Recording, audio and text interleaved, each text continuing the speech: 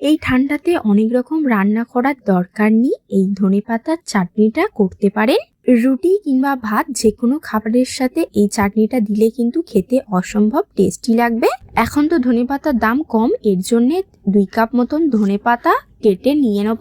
তারপরে ঝাল হওয়ার জন্য 2 কিংবা 3টে কাঁচা লঙ্কা নিয়ে নেবেন, সাথে 1 গাঁট আদা আর 6টা-7টা মতন রসুনও নিয়ে নেব।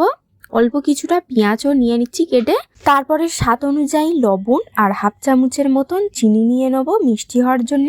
তারপরে অল্প করে গোটা জিরে দিয়ে দেবো, আর ধনেপাতার চাটনিটা ভালো থাকার জন্য 1 টেবিল চামচ ভিনেগার দিয়ে দেবো। তারপরে এগুলো সব মিক্সিতে নিয়ে ঢাকনা দিয়ে পেস্ট করে নিতে হবে।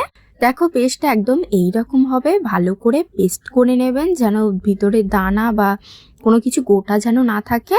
এই চাটনিটার স্বাদটা কেমন হবে বলুন তো? টক মিষ্টি ঝালের মতন পুরোপুরি। এটা পেস্ট করা হয়ে গিয়েছে। এবার প্যানেতে কিছুটা তেল নিয়ে নেব।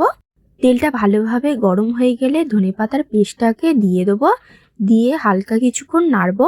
লো আছে 1 মিনিট মতন নেড়ে নেব চাটনিটাকে।